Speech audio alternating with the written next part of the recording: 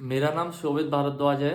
मैं 4 अगस्त 2025 को पंडित दीनदयाल उपाध्याय सरकारी हॉस्पिटल रामघाट रोड अलीगढ़ गया था। यहाँ मेरी वाइफ को मेरी गैर मौजूदगी में एक आशा, पूनम नाम की आशा द्वारा भ्रमित किया गया।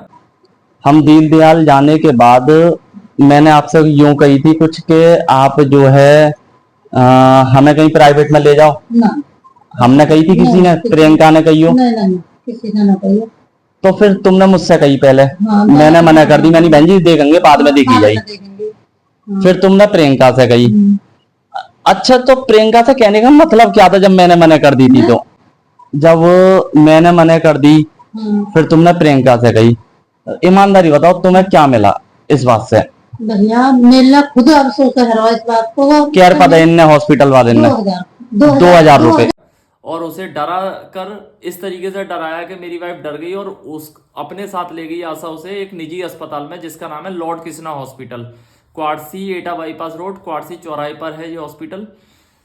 इसकी शिकायत मैंने क्वार्सी थाने में भी की है 18 अगस्त को, मगर वहाँ एमबीबीएस डॉक्टर के द्वारा डिलीवरी कराए जाने का प्रॉमिस करके हॉस्पिटल वालों ने, और डिलीवरी कराई गई ड्रग शॉप, जो हॉस्पिटल के अंदर एक दवाइयों की शॉप होती है, वहाँ जो लड़के काम करते हैं उनके द्वारा मेरी वाइफ की डिलीवरी कराई गई। इवन वहाँ पर जो डॉक्टर एमबीबीएस नहीं थी तो उसकी जगह बीएमएस डॉक्टर को भेजा गया उनकी डिलीवरी कराने, वाइफ की डिलीवरी के लिए। उस कंडीशन में जब मेरी वाइफ की डिलीवरी हुई तो इस वजह से मेरे बच्चे का सर पिचक चुका है। इवन उसका इलाज अब एम्स हॉस्पिटल दिल्ली से चल रहा है, और वहाँ के एम्स के डॉक्टर का कहना है कि अब बच्चा देख नहीं सकता, बिकॉज जो उसका सर पिचका है उसकी आंखों की नसें सूख चुकी हैं, इस वजह से वो अब देख नहीं सकता है। जब मैंने शिकायत थाने में की, थाने से सीएमओ साहब के यहाँ शिकायत की, सीएमओ साहब ने जांच करी, हॉस्पिटल सील भी हो गया 22 दिसंबर 2025 में। 4 महीने बाद हॉस्पिटल आकर सीज हो गया। उसके बावजूद भी अभी तक मुझे ना तो मेरी जांच की कोई कॉपी दी गई है, जबकि मैं शिकायत करता हूं, मेरा अधिकार बनता है मुझे जांच की एक कॉपी दी जाए।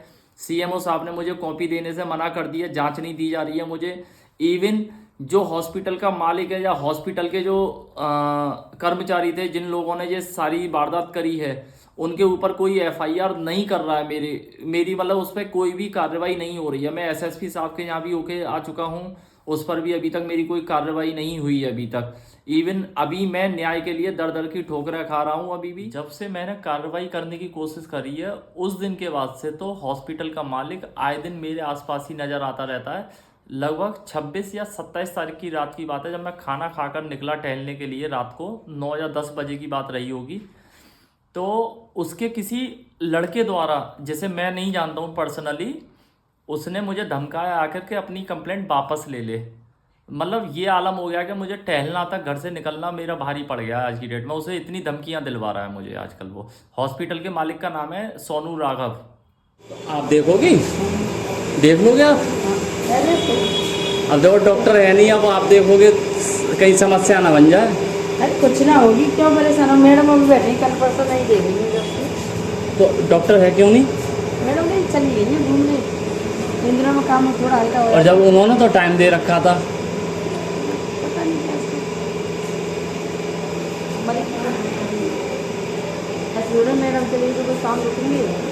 ऐसा होता है, जो डॉक्टर जानता है वो अंदर की बात है, तो डॉक्टर कुछ ज़्यादा ही जानते हैं। कुछ नहीं, अंदर से फीलिंग करके सारा देखना पड़ता, फिंगर से वो सब मैं देखती हूँ। मैडम कर दी वही काम होगा, क्यों परेशान? हॉस्पिटल के खिलाफ मेरे पास सारे वीडियो एविडेंस हैं, पेपर एविडेंस हैं। इतना सब होने पर भी मेरे केस पर कोई कार्रवाई नहीं की जा रही है। क्या हॉस्पिटल के मालिक सोनू राघव ने सभी को खरीद लिया है, या कोई भी अधिकारी इस केस में हाथ डालना नहीं चाह रहा? क्या हमारे देश का कानून इतना कमज़ोर हो गया है कि अब मेरे केस पर किसी ने भी कोई कार्रवाई करने से मना कर दिया है? क्या कारण है इसका? आप सभी से एक दरखास्त है, एक उम्मीद है कि इस वीडियो को ज़्यादा से ज़्यादा शेयर करें और माननीय मुख्यमंत्री योगी आदित्यनाथ जी उत्तर प्रदेश सरकार तक पहुंचाएं, जिससे कि मेरे को और मेरे बच्चे को न्याय मिल सके।